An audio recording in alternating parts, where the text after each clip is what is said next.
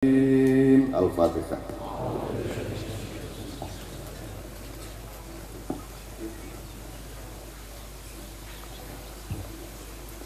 Amin ya rabbal alamin. Teman-teman sekalian, bismillah. Saya persilakan sekarang Mas Toto sama Mas Sabrang untuk mengantarkan Mas atau Bapak Indra Safri maju ke depan.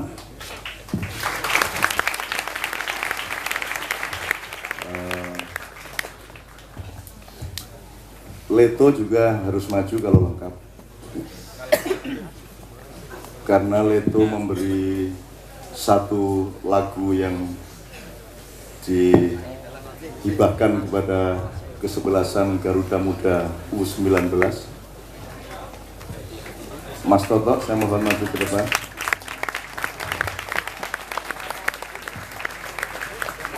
Kiai Haji Tohar, ya. Toto Raharjo, Ketua Politbiro Partai Komunis. Monggo Mas Indra, Mas Sabrang, Patup, Ari, Dedot, bapak-bapak yang lain yang sudah hadir mohon juga langsung maju ke depan.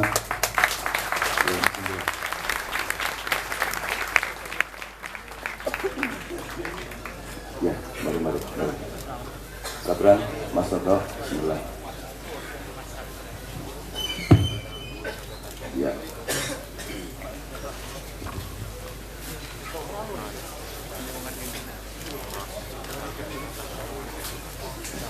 Oke, teman-teman sekalian, bismillahirrahmanirrahim, alhamdulillahirrahmanirrahim.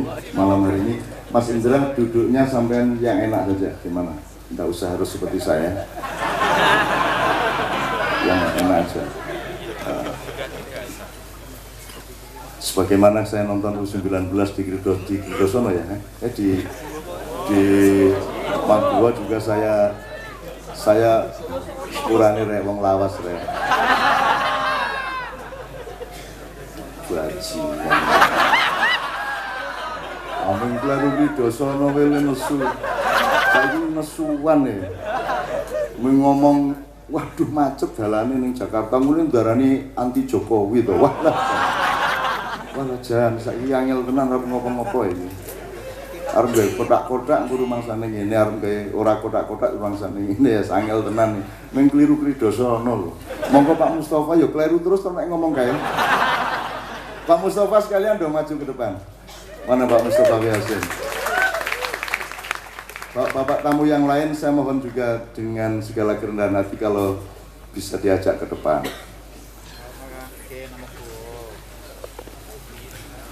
Mas Indra, ini kan teman-teman semua sudah tahu ini bahwa panjenengan mau ke sini, termasuk juga anak-anak ya, anak-anak Ivan Dimas, terus Ilhamuddin, terus dan lain-lain ya.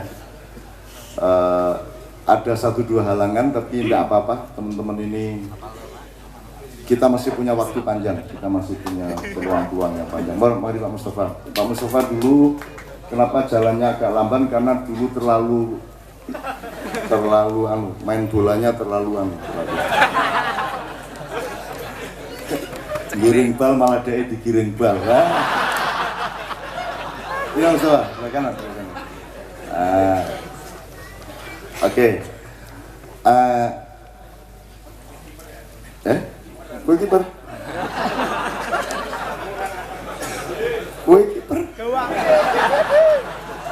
Tenek, oh iya. Ape. Berarti bolanya ndak akan mau datang to kowe. Apa gak kiper kaya ngono aku udah dilebokne. Oke, gimana cara saya mau mulai? Malam hari ini Pak Indra, kita bukan apa-apa, kita ini mau cari ilmu dari panjenengan. Karena teman-teman wacananya begini. U19 itu ada beberapa substansi yang bisa kita pelajari, dan itu terjadi, U19 terjadi di bidang pertanian, di bidang militer, di bidang agama, di bidang segala macam. U19 adalah anak yang orisinal Indonesia, yang lahir dengan keyakinan Indonesia dan tidak berkiblat kemanapun kecuali Indonesia, kan gitu. Oke, nanti kita akan berdialog. Sebelum saya berikan kepada beliau, Brang, ada sesuatu yang dikemukakan, Brang, sebelum Mas Indra. Rano. Apa gini ya, supaya Mas Indra santai dulu, tolong bu kopi, bu teh ya, ya aku tak manja ya. Kopi apa air putih gitu. Jangan aku sing njaluk kopi iki tak iso. Iya, apa lah sok-sok menungguin lah ya dunia iki ya. Ngoper kita. Nek ning warung kae nek bareng-bareng kae nek wis arep bali kan apen-apen ngene kabeh. Ben rumangsane njupuk dompet, ya. Ning kok liyane kok ora ono sing ngene iki ya. Akhire ya. Oke. Mbok sak lagu itu sik ben Pak Indra next. Karena Pak Indra selama ini kerjasama dengan Leto dan nanti Sabrang bisa cerita sedikit-sedikit, Pak Indra juga sedikit supaya juga ada transisi dari tadi itu selawatannya orang-orang frustrasi Pak ya. Selawatan mereka stres ya toh, maka mereka selawatan. Selawatan ngaku ngono wae ya toh. Supaya orang yang frustrasi merasa ada temannya gitu loh. Padahal Anda sebenarnya kan tidak frustrasi. Meskipun memang diam-diam frustrasi ya. Satu nomor dulu dari Leto ya, Pak Indra ya. Ini Mas Guntur, sebelahnya Pak Indra ini dia psikolog. Dia psikolognya, dia sing bagian ngurusi mentalnya bocah-bocah U19. Jadi nek kowe kira-kira rada cetha mentalmu. Kena ini ya. Iki pasien semono kae. Oke banget pasien iki. Mas Guntur langsung. Asitil ora ini ketara tau nek ya ada. Pasien iki. Kayak banget nih, udah konsultasi. Ora iso. Oke, Brang, silakan Brang disapa. Sabrang sedang sakit kakinya ya. Ya. Assalamualaikum warahmatullahi wabarakatuh. Teman-teman yang saya cintai, yang luar biasa inisiatifnya. Lagu 19 sudah pada denger semua bulan lalu. Dan langsung cekatan di YouTube, di Forshare, Rapid Share, arek-arek kita kurang ajar ini. Maksudnya saya dengerin buat temen-temen yang malah tekan ngendi-ngendi. Tapi ya wis ora apa-apa, sudah terlanjur. Memang lagu itu seperti yang kita rencanakan dari awal. Untuk U19, nanti kita akan kerjasama dengan salah satu provider agar lagu itu terdengar di mana-mana dan hasilnya hak itu 100% diberikan U19. Karena iso ewangi-ewangi neng lagu ya. Nek ewangi-ewangi melu bal-balan malah ngerusak mesti. Kita kan bukan pemain bola, bapak yang pemain bola dulu pernah. Ya.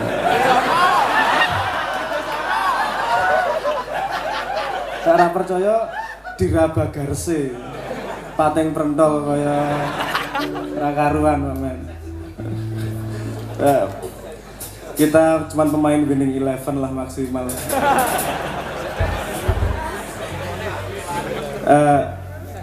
Nanti kita akan cerita lebih banyak lagi. Neng ono kewajiban kon nyanyi lagu apa cah? Ya mana karepmu tuh. Sing iso apa kowe?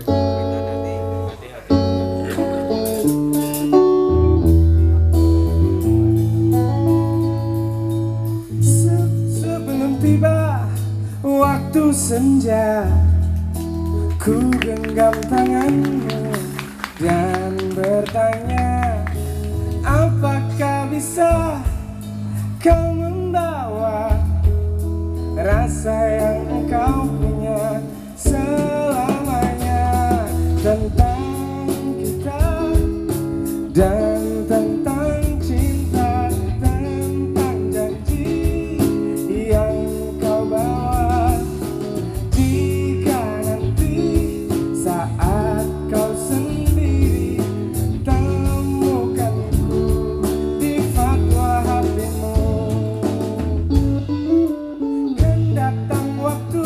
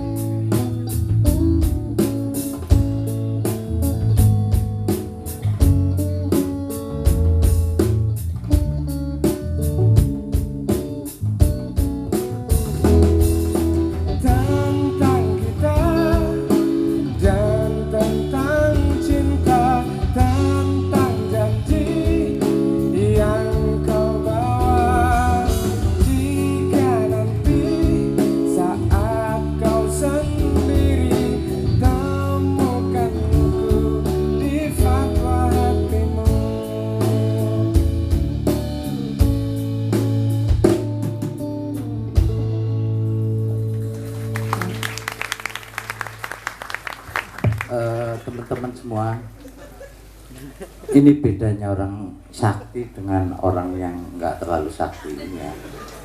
Saya sekian tahun yang lalu, tahun piro kowe main nang Lawen. Nah, saya itu sudah diberi visi bahwa kelak Leto itu akan berhubungan dengan sepak bola. Loh ya tenang toh kisah ini terjadi toh.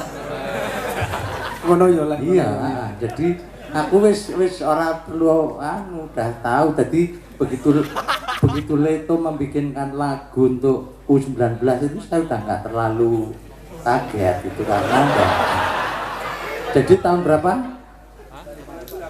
Tahun 2008 itu Leto membikin kompetisi untuk tingkat SD. Temanya itu sportivitas adalah jantungnya keadilan. Ampuh toh nah. Jadi intinya bukan urusan menang kalah sepak bola ini, tapi urusan dia berhubungan dengan banyak orang. Nggak bisa bal-balan nek wong siji kuwi ra iso. Nah, pada waktu itu pialanya itu banyak sekali, itu apa namanya apa aja ya. Yang jelas nggak ada pemain terbaik itu Rono. Yang ada adalah tim yang bekerja sama baik, tim yang paling sportif, tim yang paling didukung oleh lingkungannya, tim yang paling apalagi ya, tim yang paling berat perjuangannya. Karena apa? Karena nggone adoh. Jadi itu jauh, itu dia harus jalan kaki lah, macam-macam gitu dan sebagainya lah. Saya kira saya tadi baru mengingatkan ke Sabrang gitu, inget nggak kamu? Ternyata sampai sekarang Pak Sapri tidak diceritain itu ya rada parah. Sabrang ini rada parah dalam soal itu gitu loh. Itu sejarah nih, sejarah yang tiba-tiba kamu dipertemukan Pak Sapri itu ya dari situ itu. Gitu. Jadi loh iki lagi nyeneni ya. Itu loh. Nah, maka dari itu akhirnya udah Brang. Tugasmu berikutnya adalah memperlihatkan dokumentasinya itu ke Pak Sapri. Itu bukan pekerjaan main-main itu, gitu loh. Nah, silahkan nanti Pak Sapri menanggapi apakah kegiatan itu malah saya membayangkan cacah U19 ki ya nonton film kuwi ngono lho. Dokumentasinya ditonton mesti dong guyu makelen mesti kuwi. Saya kira itu Cak Nun, saya ngingetin Sabrang itu. Nanti di review sedikit, yang diselenggarakan di Banjarnegara itu adalah turnamen sepak bola SD sekabupaten dan tempat bukan sekabupaten, kecamatan. Tetapi peristiwanya tidak kalah dengan peristiwa-peristiwa nasional karena dukungan masyarakat luar biasa. Supporternya nganti nggo beduk masjid kayak. Sak kecamatan tapi sak kabupaten datang. Ya, jadi yang nonton seluruh kabupaten, bupatinya tidak dikasih tahu bahwa bupatinya datang dan minta dilibatkan. Itu yang benar tuh gitu hidup itu, ya. Jadi bupatinya yang datang meminta dilibatkan. Jadi masyarakatnya yang menumbuhkan, bupatinya yang melu nyirami kan gitu. Oke, itu nanti kita ceritakan secara khusus. Wis saiki di syarat nang mburi jen wong loro dibisuke ta kowe cah. Ora cerita karo Pak Indra nanti. Dan itu wis pokoke kudu piye carane Pak Indra dapat dokumentasinya gitu. Ya harus lihat Pak Indra gitu loh. Karena Pak Indra juga sebenarnya ke desa-desa ke seluruh Nusantara mencari benih-benih Indonesia orisinal itu. Oke teman-teman sekalian, tepuk tangan untuk Pak Indra, tepuk tangan untuk Mas Guntur. Nanti kita nyanyi lagi dan seterusnya. Sekarang kita persilakan Pak Indra memberi pengantar dan ada rezeki ini sebelum beliau menjelaskan. Seharusnya kan pertemuan kita cuma sekali ini. Ini sekarang jadinya pertemuannya 2 kali meskipun yang kedua belum tahu kapan. Nah, kenapa kok bisa 2 kali? Nanti setelah Pak Indra menceritakan nanti saya akan jelaskan.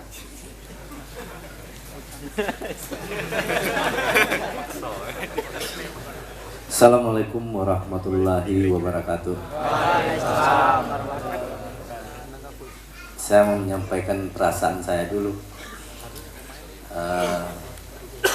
Gak pernah terbayang, apalagi kalau saya flashback ke belakang, saya lagi mandi di sungai, Cak Nun. Gak pernah terbayang ketemu dengan Cak Nun. Kami pernah melihat beliau saat pertama kali, saat kejatuhan Presiden Soeharto waktu itu.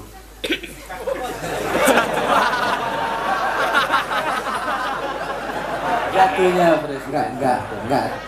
Bukan, saya kira betul Pak Safri. Memang Cak Nun juga kejatuhan, kan harus benar. Betul. Benar itu Pak Safri, nggak salah. Ya. Saya lihat di TV ada Gus Dur yang dibimbing, terus ada lagi Cak Nun yang seperti sekarang. Saya berpikir waktu itu, oh boleh ya orang rambut gondrong masuk istana gitu.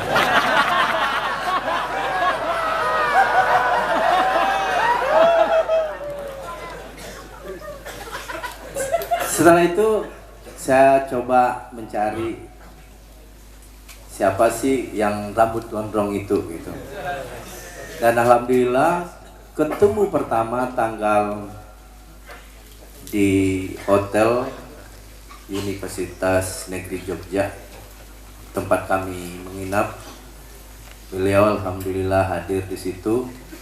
Disitulah pertama kali kami bertemu langsung dan bersalaman, dan itu menjadi awal dan hadir di sini, dan apa yang kami rasakan sungguh sangat membuat kami menambah yakin untuk bisa meloloskan tim nasional U19 ke Piala Dunia. Kenapa? Kehendak Tuhan kami nggak tahu, tetapi yang jelas selalu saja kami dipertemukan dengan orang-orang baik. Pertama, official, 10 official inti, beragam latar belakang. Yang sama Mas Guntur pun saya nggak tahu kapan kita ketemu, kok bisa ketemu. Termasuk pemain juga, dari Sabang sampai Merauke, kok bisa dia berkumpul dalam satu wadah yang sekarang menjadi tim nasional U19. Dan orang-orang itulah sekarang berkumpul, satu visi, satu keinginan, satu niat, satu doa, bagaimana bisa mengangkat harkat martabat bangsa lewat sepak bola.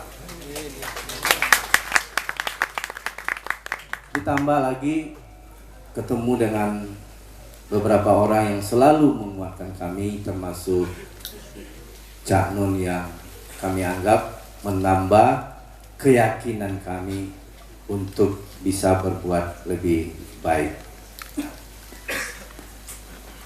Mungkin sedikit kami mau menyampaikan kenapa sih tim nasional U19 ini bisa seperti sekarang.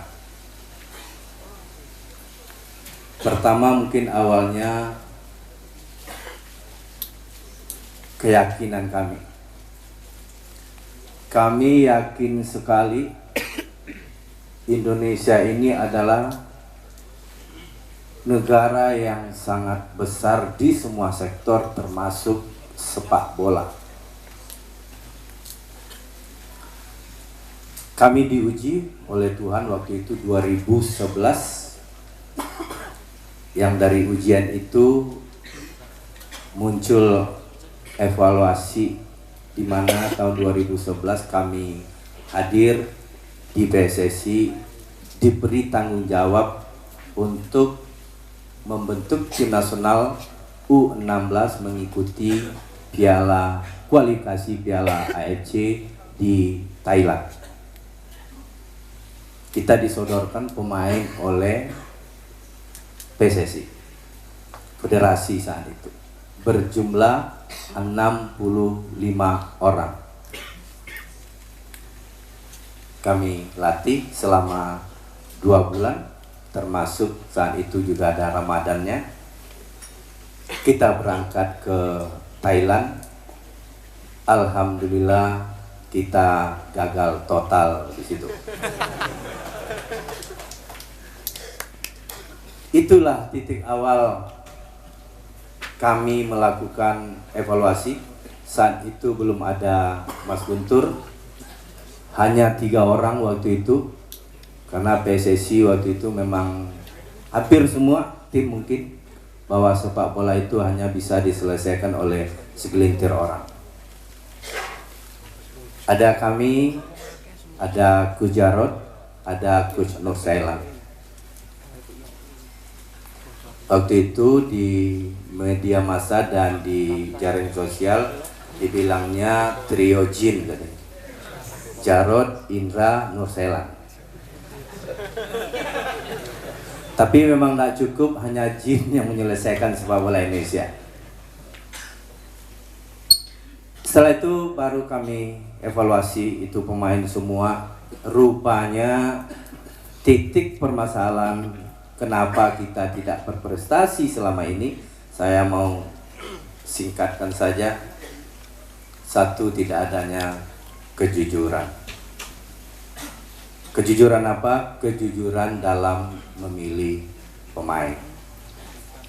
Dari 65 pemain yang disodorkan kepada kami waktu itu, yang bertahan sampai sekarang hanya 1, Hargianto.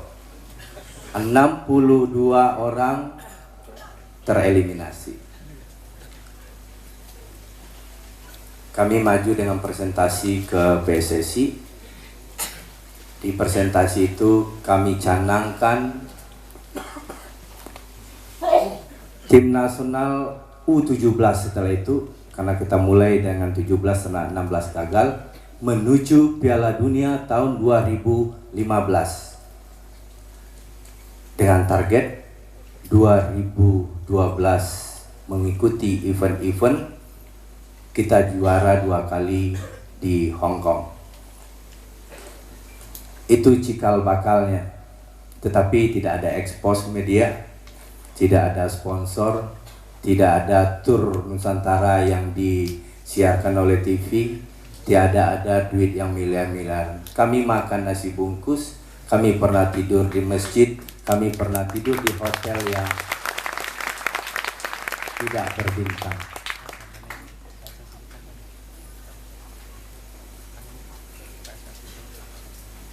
Dua yang kami minta ke PSSI waktu itu. Satu, kami nggak mau lagi mengelola tim nasional secara tradisional. Tadi di dalam Cak Nun bilang sampai sekarang dukun nggak ada, tapi tim nasional 19 nggak minta ke dukun dia.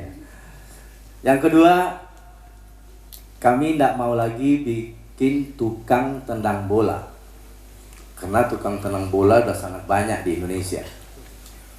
Kami ingin bikin pemain-pemain yang profesional, yang satu saat dia jadi idola bisa jadi panutan orang banyak. Itu persyaratan ke PSSI waktu itu. Kalau PSSI mau itu, target yang kami canangkan, 1, juara AFF. Yang kedua, lolos Piala Asia. Yang ketiga, lolos Piala Dunia. Dengan kerja benar, ikhlas, jujur, 2 target tercapai. Setelah 23 tahun Indonesia tidak pernah mengecap 1 gelar pun.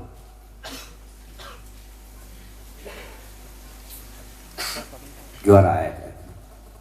Alhamdulillah. Dalam hitungan bulan, 1 bulan lebih kurang, lolos Piala Asia. Dan dia kalahkan orang yang 12 kali pernah juara Asia, Korea Selatan. Makanya sorotan lampu ini mengingatkan saya suasana saya meluluh lantakkan tim nasional Korea Selatan.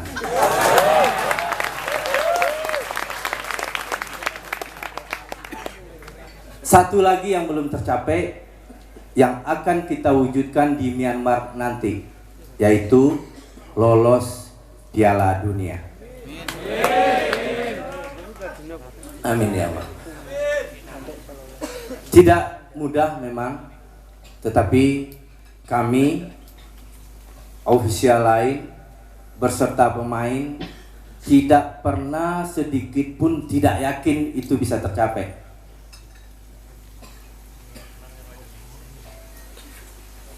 Dengan keyakinan itu kami bekerja setiap hari, berlatih setiap hari untuk mewujudkan itu. Pertama harus yakin, kedua kami bekerja cerdas. Kami tidak lagi sendiri, kami didampingi oleh orang-orang yang memang ahli di bidangnya. Kita punya mental coach Guntur dari Universitas Gadjah Mada, kita punya dokter tim, kita punya fisioterapi, kita punya pelatih penjaga gawang, kita punya pelatih teknik, kita punya tim match analyst yang membantu kami. Ada sekitar 15 tim yang saling membahu, yang saling satu niat tadi, yang bekerja setiap hari memikirkan bagaimana kita bisa lolos ke Piala Dunia.